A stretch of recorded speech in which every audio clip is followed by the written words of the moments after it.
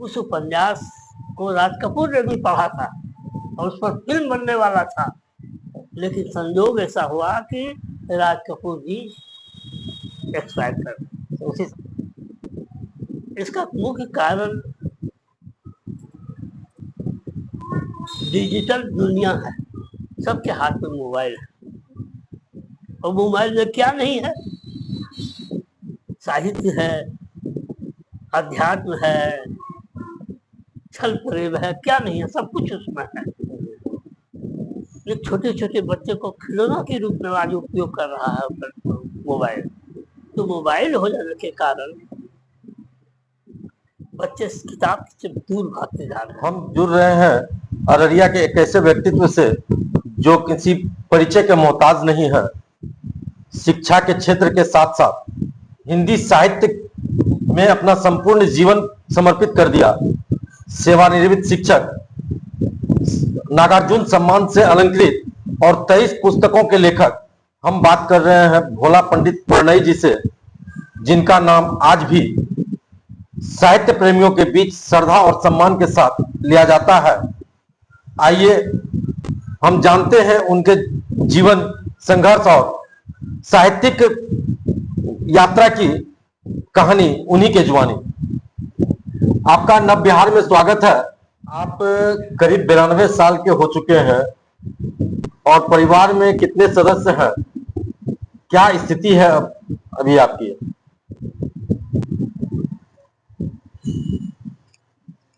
देखिए, मैं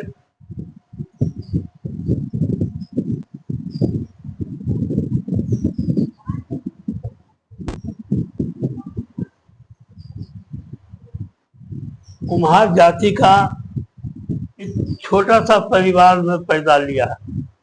मेरे पिताजी जाति के कुम्हार, पेशे से बर्तन बनाना, खिलौना बनाना, लेकिन उसमें गुण था तबला वादक का।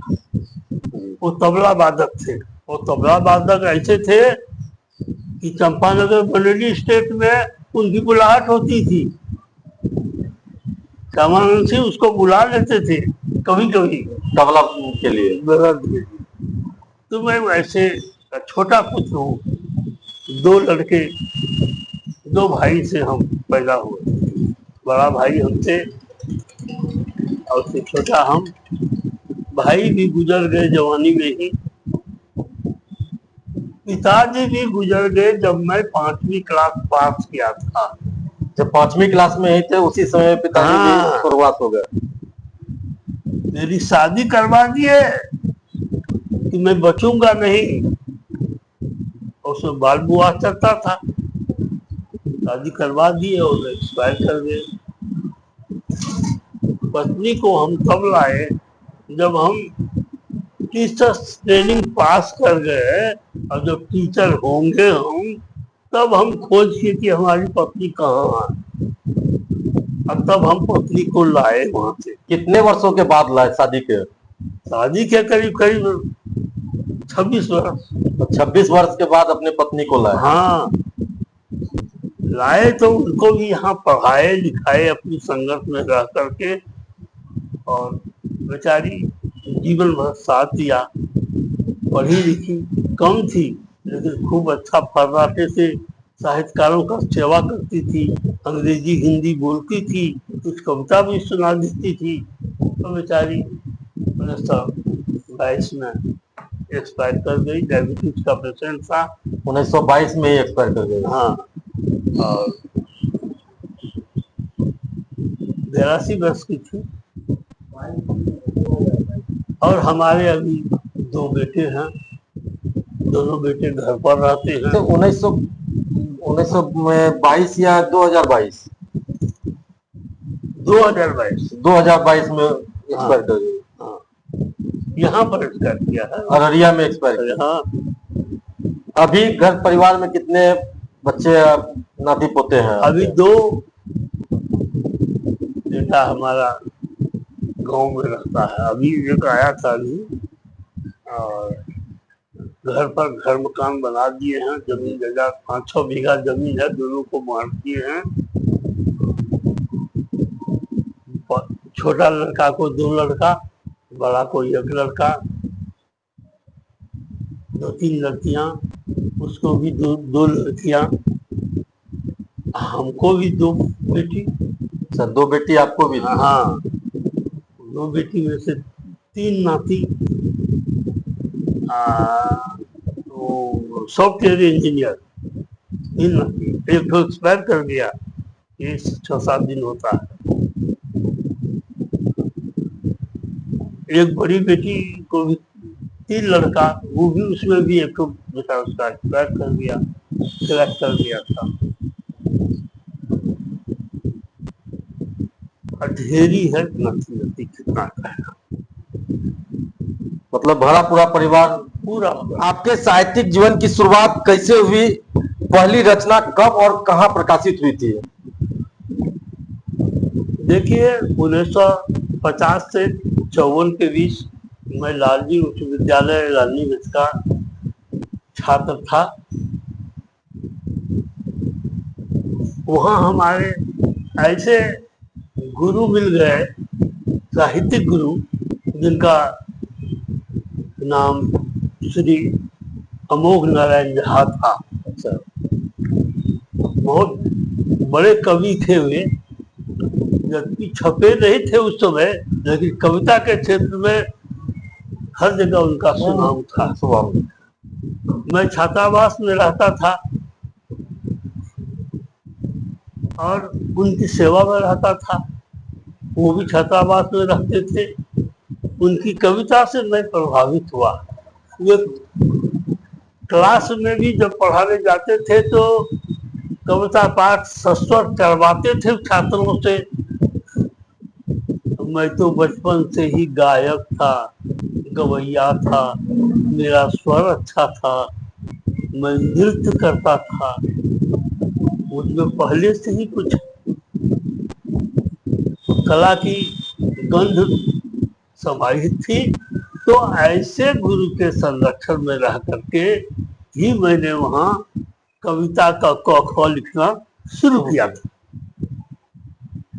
तो आपकी पहली रचना कब और कहाँ प्रकाशित हुई थी? मेरी पहली रचना जब मैं शिक्षक हो गया था, 1956 में शिक्षा विभाग से प्राथमिक विद्यालयों में शिक्षक था। मेरे पड़ोसी गांव में एक ऐसे शिक्षक थे जिनका नाम था विश्वनाथ दास देहाती जी। वो 2-1 किताब लिखे थे और उनके संपर्क में आया तो मेरे मन में हुआ कि मैं भी किताब लिखूं। वो मेरे घर पर आया जाया करते थे और हिंदी की प्रतिभा तो थी मुझ में। मैंने पहला उपन्यास वो इंसान था लिखा और पहले उन्हीं को दिखाया। वो देखकर अवाक थे, भाई इतनी अच्छी रचना तो हमारी भी नहीं है, जैसा आप लिखते हैं। बहुत प्रशंसा की है। तो मेरी पहली रचना 1962 में जाकर छपी। अच्छा, 1962 में आपकी पहली रचना प्रकाशित हुई थी, वो इंसान था। वो इंसान था उपन्यास। आपने शिक्षा और साहित्य दोनों क्षेत्रों में काम किया है, इन दोनों में संतुलन कैसे बनाए रखे? देखिए, साहित्य का अर्थ ही है स्वहितम साहित्यम, सबको साथ लेकर जो चलता है वो साहित्य है। उसमें शिक्षा तो अव्वल चीज है और मैं शिक्षक था और साहित्यकार शिक्षक था, तो कुछ न कुछ तो प्रभावित होते रहता था। बाद में भी दूसरी रचना छपी, मुझे स्कूल जाने दो उपन्यास।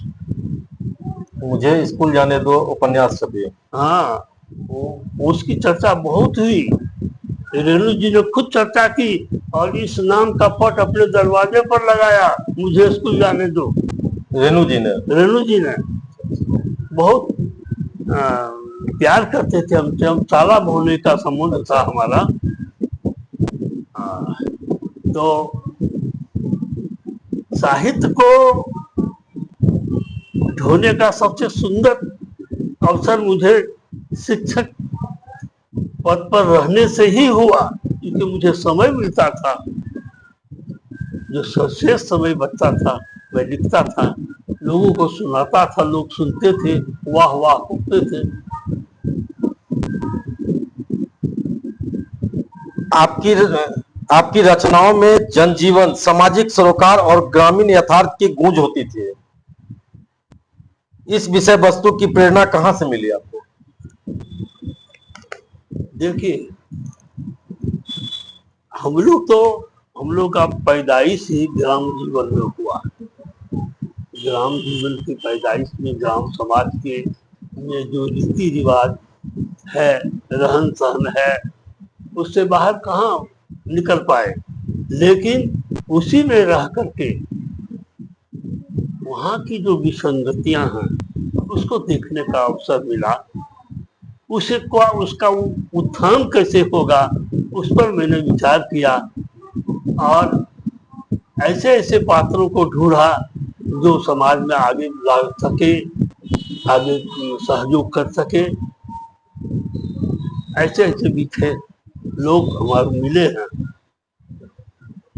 अच्छा, एक सवाल और है। आपने 23 पुस्तकों की रचना की है, किसी तपस्या से कम नहीं है। इन कृतियों में आपकी प्रिय पुस्तक कौन सी है? हाँ, और क्यों है? देखिए, संतान, सभी संतान अच्छी होती है लोगों के लिए। 5 बेटा है तो वह नहीं कहेगा कि अमुक को मैं विशेष याद करता हूँ, अमुक को कम। तो मेरे लिए जितनी भी रचनाएं, आज 2 दर्जन रचनाएं मेरी प्रकाशित हुई है, इसमें 4 उपन्यास, 2 कहानी संग्रह, अध्यात्म दर्शन की 2 किताबें।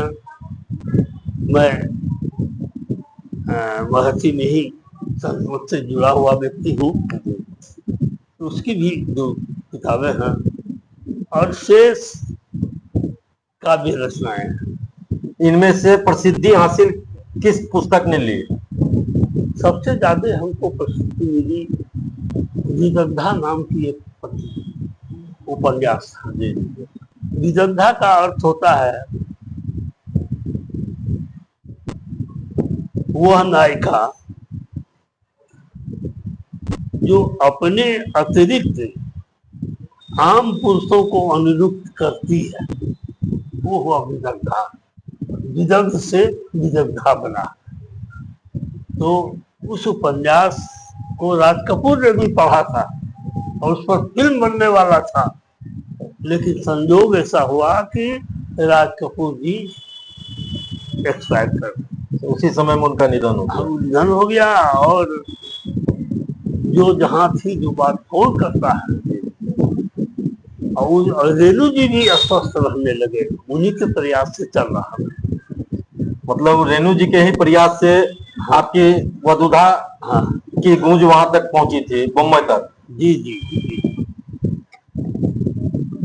आज की युवा पीढ़ी साहित्य से दूर होती जा रही है, क्या आप उन्हें क्या संदेश देना चाहेंगे? आज की युवा पीढ़ी साहित्य से दूर होती जा रही है। हाँ हाँ, इसका मुख्य कारण डिजिटल दुनिया है। सबके हाथ में मोबाइल है और मोबाइल में क्या नहीं है। साहित्य है, अध्यात्म है, छल प्रेम है, क्या नहीं है, सब कुछ उसमें है। एक छोटे छोटे बच्चे को खिलौना के रूप में आज उपयोग कर रहा है मोबाइल। तो मोबाइल हो जाने के कारण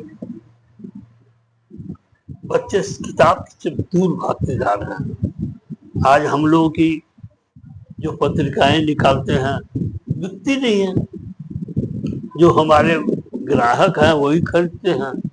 किताब तो देखते हैं पड़ी हुई है, छपवा के लाते हैं, बिक्री नहीं है, लोग लेते नहीं, पढ़ना नहीं चाहते हैं, समय नहीं है, मोबाइल देखेगा कि अभी किताब पढ़ेगा। इससे उसकी दूरी बढ़ती गई है। उसको आकर्षित करने के लिए हम लोगों ने कोई उपाय किया था बीच में। वो किया था कि नगर के अंदर तक एक साहित्य कमेटी बनाई थी और सप्ताह में एक दिन कहीं बैठ करके लोगों को जोड़ करके संगठन के रूप में कविता सुनाते थे, कहानी सुनाते थे कि वो एक सिलसिला कुछ दिनों तक चला, वो अभी धीरे धीरे बंद हो गया। ये आज का इसी युग की हालत है और नहीं देख रहा हूँ उसका भविष्य साहित्य की ओर इतना उज्जवल हो। आपको नागार्जुन सम्मान और भारत भाषा भूषण जैसे कई राष्ट्रीय स्तर के सम्मान से सम्मानित किया गया है। कौन सा सम्मान सबसे विशेष लगा और क्यों लगा? देखिए, इस बुढ़ापे में जब मैं अभी 92 वर्ष का हूँ, ऐसी स्थिति में मुझे बिहार सरकार ने नागार्जुन सम्मान से सम्मानित किया। मेरी रचनाओं का मूल्यांकन किया, क्योंकि नागार्जुन सम्मान उन्हीं को मिलता है जिनकी रचनाएं अधिक हैं और ज्यादा प्रभावी हैं। तो इसका मूल्यांकन किया होगा उन लोगों ने और इस पर मुझे मिला। 4 लाख रुपया मिला, प्रशस्ति पत्र मिला और भी अंग वस्त्र वगैरह जो मिलना चाहिए वो सब मिला। तो मैं इसको सबसे अव्वल मानता हूँ। जबकि इसके पहले राष्ट्रभाषा परिषद की ओर से मैं सम्मानित पहला व्यक्ति हूँ बिहार का। बिहार के पहले व्यक्ति आप हैं जिनको राष्ट्रभाषा प्रतियोगिता में सम्मान मिला। बाद में राजभाषा भी किया।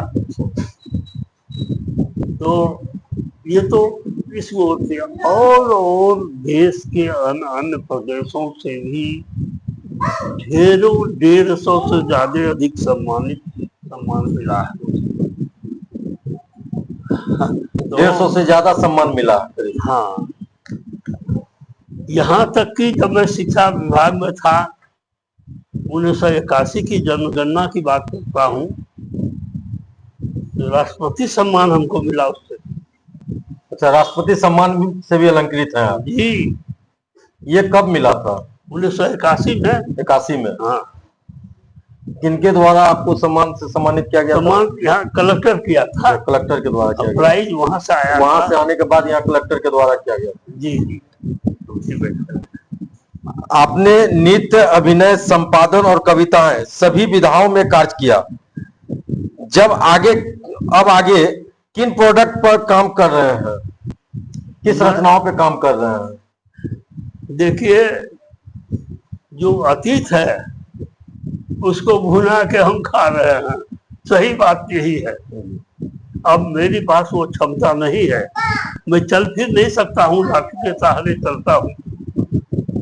तो इतना अभी 22 वर्षों से एक पत्रिका चला रहा हूँ, समझिया नाम की पत्रिका चल रही है। ये एक मेरी उपलब्धि है जो अभी तक चल रही है। उससे बहुत पूरे देश के प्रदेशों के लोग ग्राहक हैं, लोग मंगाते हैं, बड़े चाव से पढ़ते हैं। और उनका एक संपादक मंडल भी मैंने बना दिया है।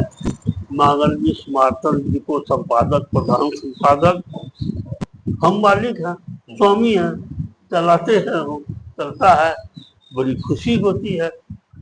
ये कितने दिनों से चल रही है? 22 वर्षों से। 22 वर्षों से, मतलब ये लगातार चल रही है? लगातार चल रही है। और यही अररिया से ही इसका श्री गणेश हुआ।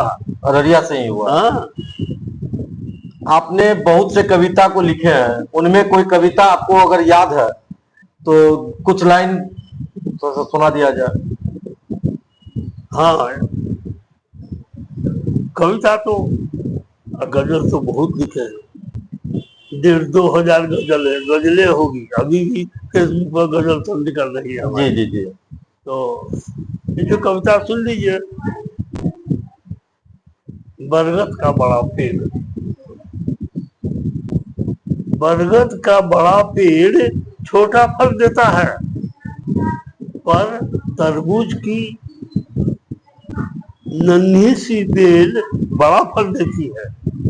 क्यों?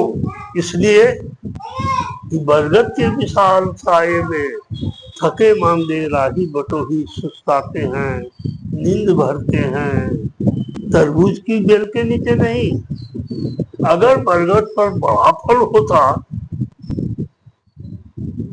अगर अचानक टूट कर गिर पड़ता तो निश्चय ही मनुष्य मर जाता। प्रकृति की इस बुद्धिमत्ता से सबक यह मिलता कि बड़े आदमी के साये में रहो, उसके फल की आशा मत रखो। अगर जीना चाहते हो तो छोटों के पास जाओ, मेहनत करो, धूप शीत बरखा खाओ, बड़ा फल मिलेगा। मतलब बुजुर्ग के साथ में, बड़े व्यक्तित्व के साथ में रहने से फल बड़ा मिलेगा। फल मिलना ही चाहिए, लेकिन आशा मत रखो। आशा नहीं रखना है। हाँ, हम उससे फल लेंगे ही, ये आशा मत रखो। फल मिलने का आशा बेसिकली छोटों से मिलेगा। आपके एक विद्यार्थी हम भी हैं, और भी कई विद्यार्थी हैं, और बहुत ऐसे दर्शक हैं जो आपको देख रहे हैं। उनके लिए आपका क्या संदेश होगा?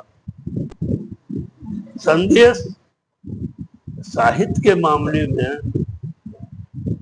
मानवता के मामले में मेरा सबसे बड़ा संदेश यही है, जीवन ईश्वर ने दिया है हमको जीने के लिए। उस जीवन को हम सुंदर बनाने के लिए जो व्यक्तित्व होना चाहिए आदमी में, झूठ चोरी नशा हिंसा व्यभिचार, इससे वो परहेज करे और मानव हित की बात सोचे, मानव कल्याण की बात सोचे। यही सबसे बड़ा संदेश है। जो कर्तव्य करेगा मनुष्य वैसा फल पाएगा। भोला पंडित प्रणय जी का जीवन केवल साहित्य ही नहीं, बल्कि संस्कार, समर्पण और समाज से जुड़ाव का एक मिसाल है। उनका अनुभव, सोच और सृजन युवा पीढ़ी के लिए प्रेरणादायक है। नव बिहार 24 की ओर से हम उनका हार्दिक धन्यवाद करते हैं और उनकी कामना करते हैं कि यूं ही समाज के प्रति लेखनी और विचारों से अभिप्रेत रहे।